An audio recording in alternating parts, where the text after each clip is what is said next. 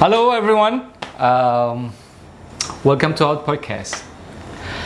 When people walk into our bakery, they usually see the bread on the shelf. What they don't see is the time, patience and failure behind every loss. Today I'm sitting here with someone who has spent years working in wheat flours, yeast and oven. Mr. Dr. Robert Ern-Yuan Guth. Give a big applause, everybody. More. Thank you, Nino. It's lovely to see you again. It's many years we've been working together. And you should know by now that I am not an expert, right? That yes, I've spent some time on this, but I am not an expert. But what I do like to do is share the little bit of knowledge I have. Okay, Pak Robert, this is like you're just being humble. Okay, so can you say hi to our lovers? Hi, lovers. Enjoy your day. Enjoy your bread. Enjoy your life. Enjoy your life. Pak Robert, everyone, sorry, not to be forgotten that my name is Nino. If you new to this account, our ViaVia Bakery account, my name is Nino, and I'm the one who run this small, warm artisan bakery, ViaVia Artisan Bakery. Okay, Pak Robert. So let's get to the conversation. Like to the Q&A. So we want to see you more about what your experience during your life experience, of course. So do you still remember the first bread that you made and how it feels? Do you still remember those feelings? The first impression? It's sort of in two parts. So firstly, when I was very small, my father used to make bread every week. We lived in a small kampong, a small village in Australia where we couldn't get good bread. And he was kind of a hippie, return to the land, live a simpler, better life guy. And so making bread every week was part of our routine. And children love routines. So every week we would grind the flour in our flour mill. He would mix it, it would sit there, and he would make bread. It wasn't very good bread, as it turns out. But it was made with love and it was made in the household and it fed us. And so, it's from that is my basic feelings that, bread should feed people. That's what it's about. The best bread is the bread you are making because you need it and you want it and it feeds your people. That's the mission of bread. That's the mission of food. Then the other side of when I started actually working on the craft and making better bread, well, I guess there's two reasons. One is because we all like to do things better than our parents. And two, it was because I wanted to, when I was at art school, and I wanted to make something that would engage with people, and that people were so happy when I gave them a loaf of bread. Okay. And then I would find that they didn't eat it, and it would be on their desk 3 days later, 5 days later. It would end up in the garbage bin.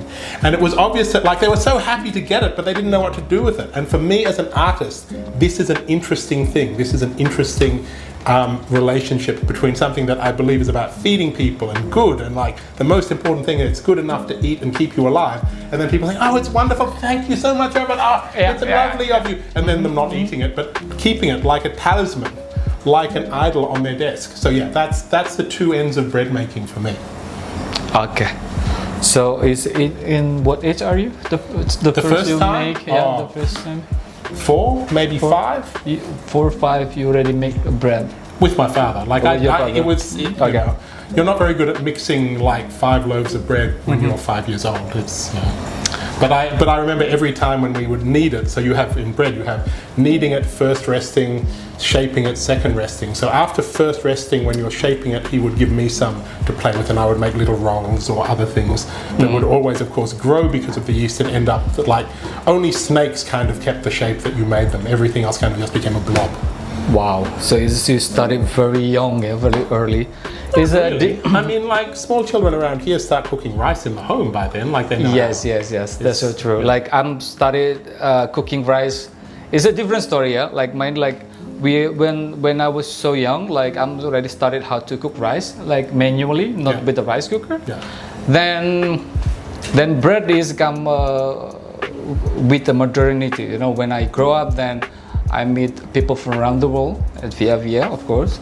Then I learned a lot of artisan bread and also the culture that they brought it to the Pragrataman, Then at the time, the first bread that I made is pita bread. So I have some eras, so like on 2012, I guess, like I so in love with the Indian food. Then I started cooking for my family Indian foods. But also like then the next day I make pita bread that I got the recipe from YouTube at that time. So like my family is so happy with it, even though my first bread is not perfect. It's a little bit dent and also it's chewy. It fed them. Yes, was made with love it's and feeding it fed people. them. Yeah, that's the most important. So my first impression is with that bread is never gone away. You know, it's still there. Then I can just feeling happy that I start that pita bread with pita bread. Till these days, like rice is my number one, but the second one is bread, and also number one is noodles. So rice and noodles is kind of like number ones. Okay, so if you compare baking in many years ago and today, so what changed the most? Baking. So the biggest change I see, particularly in what is termed artisan bakery, which let's just say is sourdough bread, is that there's been cheap refrigeration has meant that there's now a common type of bread that is like you mix it, you put it in the fridge overnight, you bake it in the morning, and you get beautiful bread with the big ears on the top. Right? So like in some ways artisan has become much more one thing and one thing only as people see it in that way. That's very identifiable. Shape retarded sourdough bread is artisan bread, right? So you choose not to make that sort of bread in ViaVia. Like your sourdough bread is smooth on top. I know it's never been in a refrigerator. Your bubbles are very small. This is, and you're looking for a particular flavor profile as well. This means that like this is definitely, you know, made by artisans, etc. But it's not like the classic looking artisan bread. So that's what I've seen. I've seen like a diversity go back to something much more regular. And maybe now there's becoming more diversity again as people become more comfortable. Because that bulk retarded sourdough fridge loaf is a really good way for people to start and became very popular during the pandemic. When people say they learned how to make sourdough bread during the pandemic, generally that's the sort of bread they're talking about. So nowadays like people in Indonesia mostly understanding more about the real bread and artisan bread and natural bread even better, because pandemic is a push us to the limit where we have to concern about the healthy lifestyle and also like, you know, like even live in the best way possible, as healthiest as possible. So I super agree with you. Is there's some changing, but also like also there is some same as well in a certain way. So Pak Robert, so do you want to try some bread? Please, we can keep talking and eating bread. Yes. So we're going to talk about your artwork. Let's take a break. Little bit about the bread. A bread conversation. But we're going to ask you about morely like your artwork that we are displaying in our restaurant. So we see your artwork at the ViaVia. Could you tell us about your artwork at the Traditionarian exhibition with title Last Meals? Sure. Okay, so as the concept of this exhibition was explained to me, it's about connection with ViaVia. So like the reason I was asked to exhibit and the other artists is because we all have history with ViaVia. So what I chose to exhibit is an artwork that kind of, it's my apology and explanation to ViaVia, because, you know, back in 2016, I was going to be much more involved here. I had negotiations with ViaVia about being here and working here and staying in Indonesia, formally working as an employee. Then just before we signed the paperwork, so, you know, I had a trial day, hung out, worked it all out. I found out that my mother's cancer was not a slow cancer, but a fast cancer, and that she was going to die very quickly. So I said goodbye to ViaVia, said, nope, sorry, can't do it, doesn't matter, goodbye. and went back to be with my mother for her last 8 weeks of life. So this book is a documentation of that time, because what happened when I came back to my family is, I'm very proud of my family. I really love my family. That we could gather together and support my mother through this transition. You know, it's really nice that the first thing, you know, my mother taught me how to live. And I'd like to think that in this process of being with her, that she helped teach me how to die with grace and elegance. So this is the book that recorded that. So because you know, as I said, cooking is about love and making stuff. So I ended up making a lot of food as a record. And so, you know, every time, and we were cooking every day, of course. We ended up at one point, so by the time my mother died, we had 17 family members in the room around the bed as she died. So, you know, we were cooking significant amounts of food every day, plus the visitors who were coming in to talk to her. And so, yeah, doing that. And so I recorded the work of cooking and just made food and recorded it, and that's what's in that book. As an art, so that's the story behind, and that's why it's here. It's my apology and explanation to ViaVia, what I did instead of working with you. That part of it. Wow. As an artwork, and that's its specific why it's here in that way. As an artwork, it's you know, it's an okay thing. Like it's a very personal story. It's on the topic of death and dying, which is both universal and personal.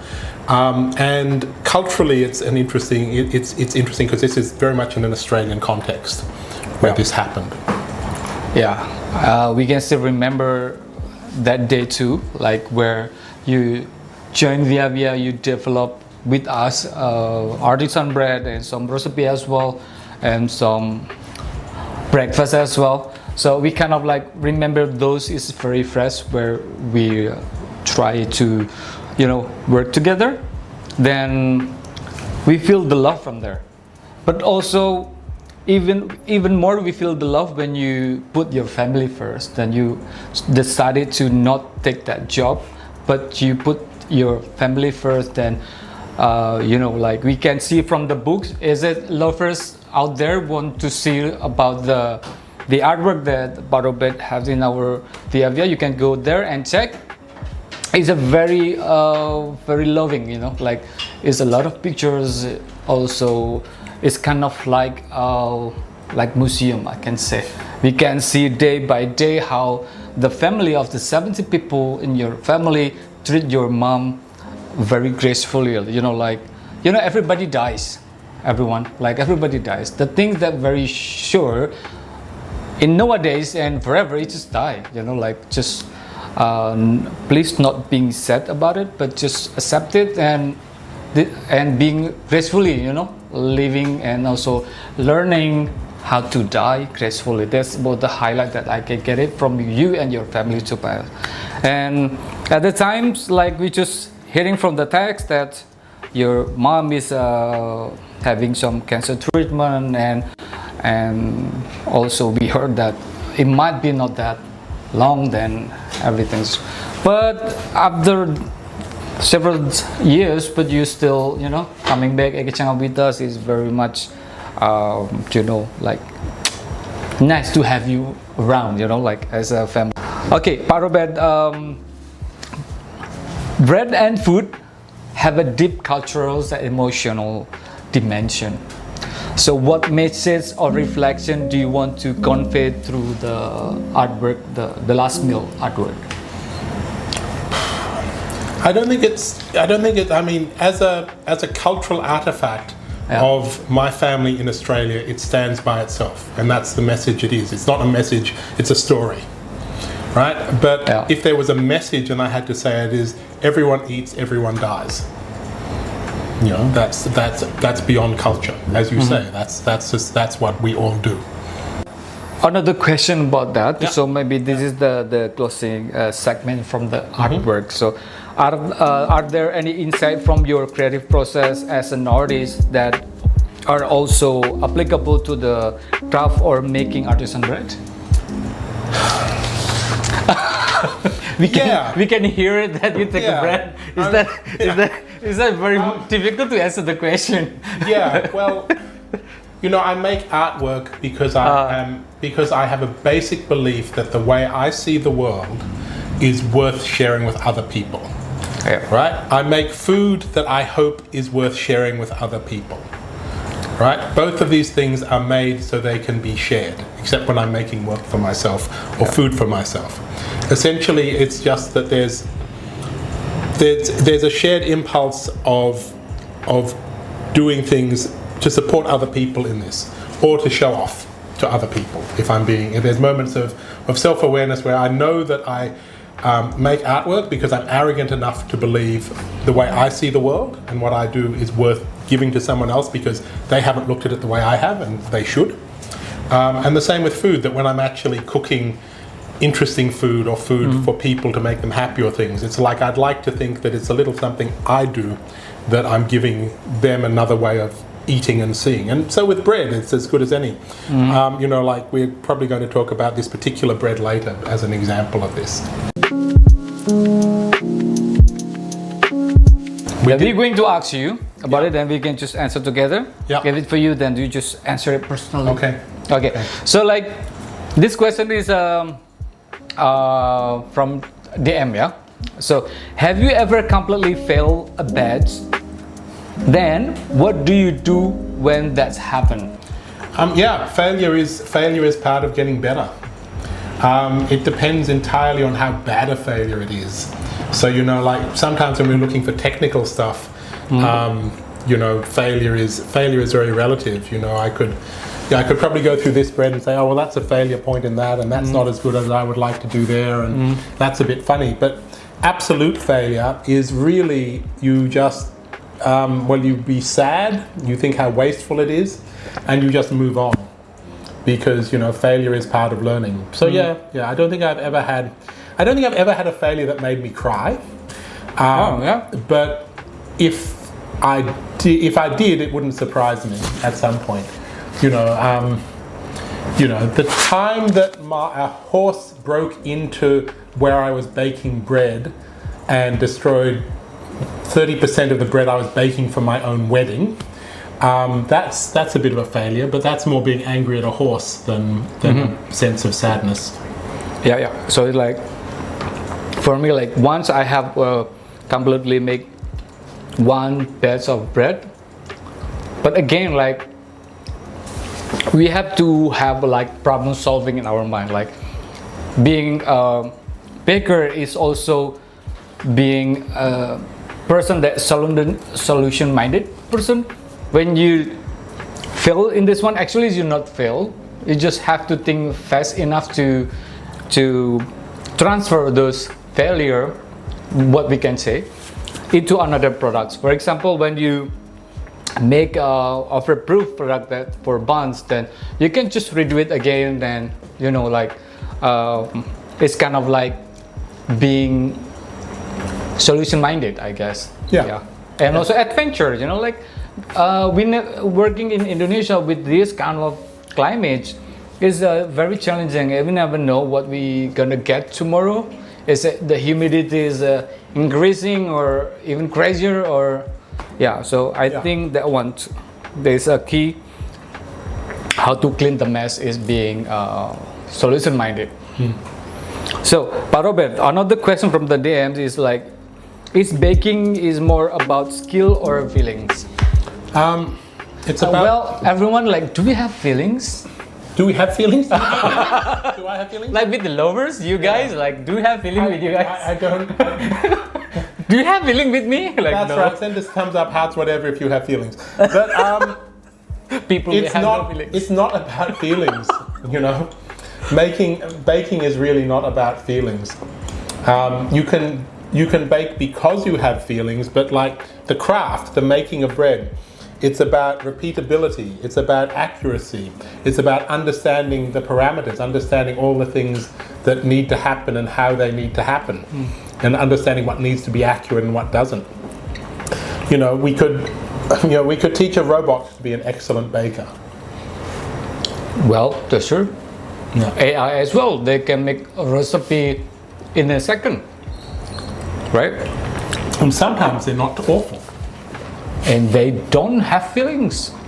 right? They don't have feelings. Yeah, so don't say thank you to your AIs because it's just using electricity that doesn't need to be spent. But Robert, have you typed and asking AI, can you make joke for me?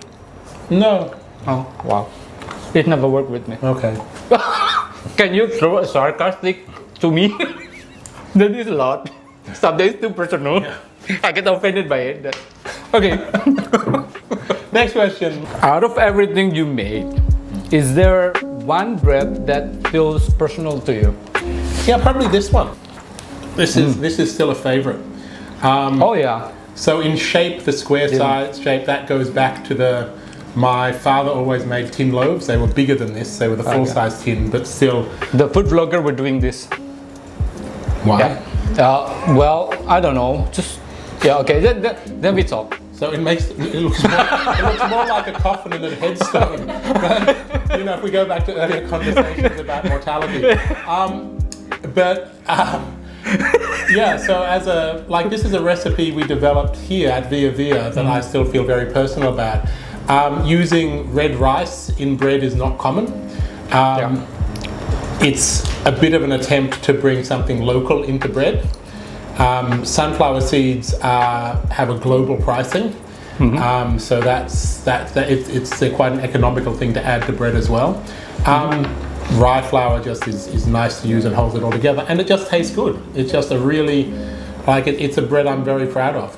Yeah, and also this is with wild yeast as well. Yeah, with you're sourdough. the one who's making it. I haven't made it for years. And also we are using rye flours, which is very much low gluten. If people not allergic, but sensitive with gluten, I think is fit with this. And also the red rice is a lot of fiber as well. Yeah. So the ideas is brilliant.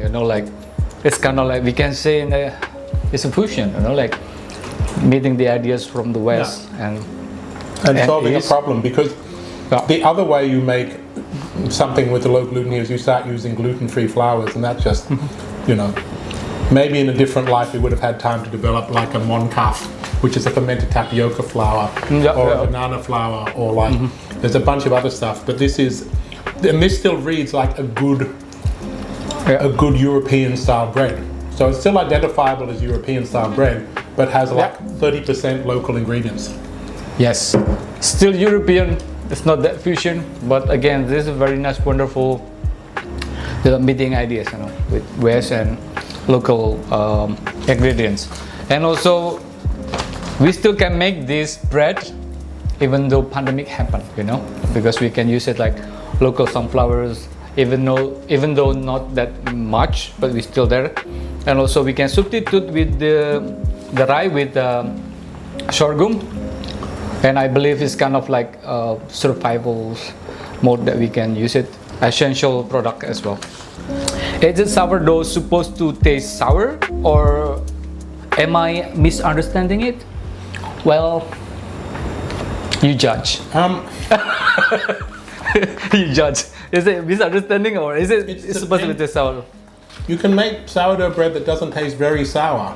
Yeah. Right? Like it should always taste more complex than something that is full of instant yeast. That's basically the line. It's about a complexity and depth of flavor, not about pure sourness. Yeah. So sourdough is a fermentation bread. During the fermentation, there is sour side effect from the fermentation. But there is a method to to make sourdough not too sour, which is involving fridge and also lower temperatures, and also the distraction taste. If you don't like so much sour, you can put some seeds, you can put some nuttiness in there, so the sour would not dominant, and you can have some more various tastes. That's what I call a distraction. I understand. I disagree completely, but that really doesn't matter. He's the guy who manages and runs a bakery. I'm just the guy who does some baking. So, like, is it supposed to taste sour or not? Just. No, it doesn't need to taste sour. Most sourdough breads are meant to taste more sour because that's what the bakers want it to be. Because there's a strong identification between sourdough bread and sour taste. But you can make breads using wild yeast, sourdough yeast that are not sour. Okay, so Pak Robert said in another word is like, you are misunderstood. Is that correct? Is Yes, that correct? Tell them. I didn't actually mean to say you are wrong. But This is the question. Am I misunderstanding? yes, Did you just say are. yeah? It's not that you're misunderstanding it. It's that you haven't. You probably haven't exposed yourself to enough different sourdoughs. So this sourdough here is not very sour. Yeah. You can go find much more sour sourdoughs than what they. Okay, so after baking so many years, what has bread taught you about life?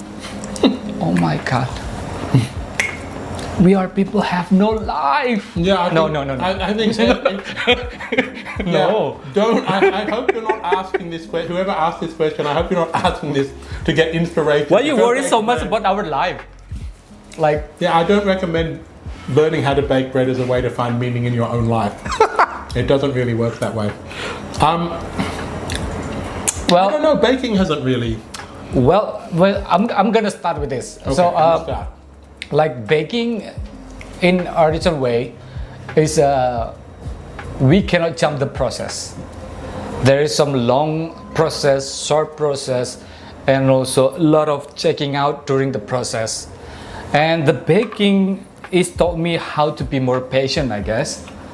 Be more patient, and also being more like, I don't know, aware with what I doing, I guess. And also the biggest highlight is like being more patient people, being patient and being present, I guess. Yeah, that's the baking taught me in life, Yeah. being patient. What about you? You find something? Like, so of course is so many processes you're already facing. Yeah. I mean, it's made me part of an enthusiast community I would never have met otherwise. So, you know, it's certainly given me that as an inspiration point. Yeah. Process. You know, in some ways it was. I don't know. I've kind of fitted baking into my existing personality. I don't think it's actually taught me that much. Like, I've always loved to buy second-hand things, right? And now I have a huge collection of second-hand baking things. You know, I've got like a dozen ovens in storage, 4 mixers. Okay. You know, like trays, enough pizza trays to open a full Pizza Hut restaurant, enough, all sorts of stuff. So that fits into my personality already.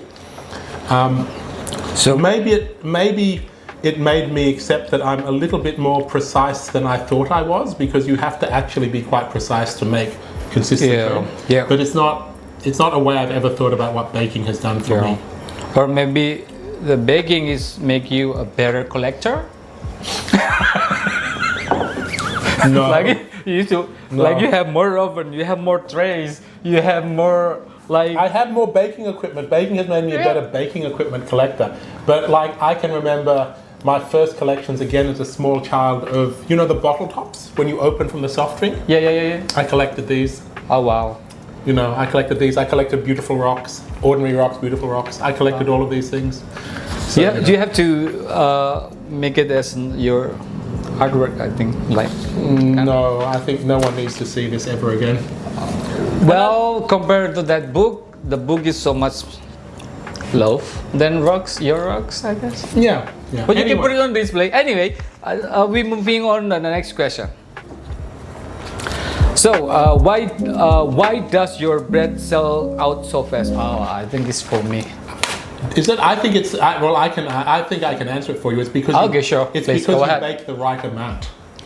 Right, Yeah. like you bake the right amount of bread to sell every day. Yeah. And it's better to have very, very little left at the end of the day than have stuff that you're throwing away or that you feel so sad that you're going to try selling it again the next day. Yeah. You know, if you've sold out of most bread by 5 o'clock in the afternoon, it's fine. Like, it's the right amount. It's not so fast. Yeah. So like. And with Go Food and things, people can order, so you never need to miss out. Yes, and also you can pre-order as well if you miss out our bread. But basically, why it's so fast? First of all, like we work with hands. Of course, the things that we produce is very limited, and we produce not so many. So the amount itself is already limited. That's why it went so fast. Because of that. And also is our commitment as well to serving like daily fresh baked bread.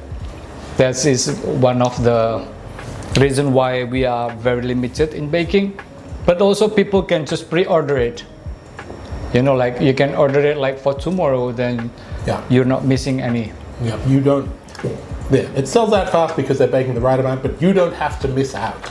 Yeah, you don't have to miss out. And also I agree with Pak Robert is by, you know, like predicting and also knowing how many people come to your bakery, and this kind of like the business decision making there, I guess, then you're just baking what sells in a day. And also we put a discount 30% after 8. It's become our kind of like a thing for so many years. Then we have a market as well that come at 8 p.m. Like most of them is a student of university. They come at 8 because they have, you know, like their favorite bread in a special price. So that's how we selling our bread faster. Is put some discount after 8 p.m. So tomorrow we are baking the new bread as well. Okay, that was the answer for the why does your bread sell out so fast?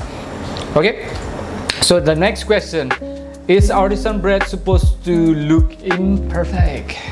It's about the. Am I meant to look imperfect? Are you meant to look imperfect? See, we are imperfect together. Yes. Yeah. Or we can say like imperfection is a perfection, baby. Maybe. Only in your case. Okay, like okay. So this question that I think is come from people that has like beauty standard. You know, like I can see the questions come from the why our bread is looks different rather the bread that they might find in the mall. I think. Yeah. Yeah. Okay, so why is because part of being that artisan, part of being that craftsperson who makes bread is that I think it's part of that same impulse I talk about as being an artist, about that arrogance of showing who you are and what you see in the world. So to make bread that is actually still obviously crafted by your own hands is fine. It may appear imperfect, but it's actually just part of the message directly from the person who makes it to you, the person who eats it. It's not from a factory. Yes, and also the personal graphics, you know, like the bakers make it for you in one loaf is different than another one loaf. Then also different with tomorrow, you know, like that's make the product is exclusive. Yeah, it's different, and also it's because it's made by hand, I guess. So day by day, of course, it's not look the same. It's kind of like 6 and 7, you know, like it's not look the same, but they are the same at heart, but just different in the appearance and look. I think that's the answer to the question. Okay, so the next question is what most important ingredients in bread? You have to answer this right. What's the most important ingredient in bread? Yeah, is it yeast? Is it flours? Calories. Or flours? It's calories. Calories. Kilojoules. Energy. Okay. It's the stuff that people can eat so that they can live. Because, you know, we can talk about artisan, we can talk about beautiful, we can talk about perfection, we can talk about all of these things. But at its heart, at the center, we're making bread so people can eat it so they can live. Yeah. Yeah, that's what it is. Everything else is extra. If I was really hungry, I would eat any bread. Yeah, and so that's when you bring it down to the simplest, smallest thing. That is what bread has to be. It has to be something people can eat to stay alive. Okay. So my answer is more like intangible. It's not intangible. It's fundamental. So like there are some ingredients that is out of the recipe, which is time, and also you have to have like heart, and I think commitments. That was the things that out of the recipe, but also is part of the ingredient, I guess. So you have to have those, and also discipline. You have to have those to make bread every day, consistent here and here. Yeah, to make great bread, you need that. I will agree. With that. Great bread. Finally, we agree with one thing, guys. And that means it's probably one is enough, and it's probably time to move towards closing. No more questions. I think okay. So the last question is it might be the closing question. Yeah. If you could leave one message for young bakers just starting out, what would it be? I think, to use your words, like have a problem-solving mindset is core, and then to enable that, to make that happen, use scales. Yeah. And keep notes. Write down what you've done so you can go back and you can change it or do it again. And if you use scales, so you can accurately record stuff. Yes. Yeah. So this is one of the things that people don't really see. It's just writing notes, because notes is to record the chaos and also what works. So we learn from that. The research and development, creating new products, we have to write it on everything. So it's become the historical products. Yeah. And again, I super agree with what Pak Robert mentioned there. And we have to be disciplined as well. You know, like working in baking, like we have, sure what we are doing, like we have to know the temperature of the room. You have to set the temperature of the oven correctly.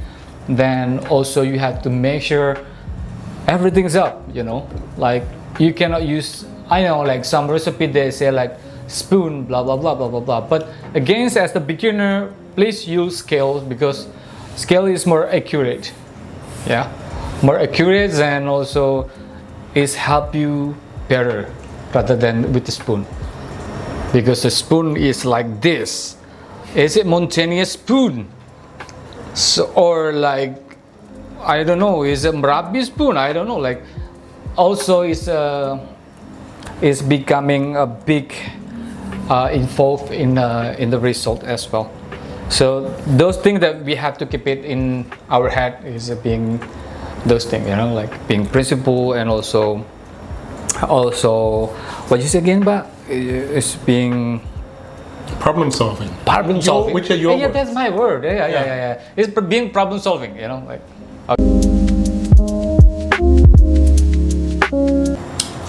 Yeah. So, Pak Robert, thank you so much for sharing your story. I hope our listeners or our lovers can feel that behind every artisan product, there is a time, hand, and heart. Please subscribe as well and support us and being a part of the family. Have a look out in our social media and follow. Don't forget, follow. Money cannot buy love, but it can buy bread.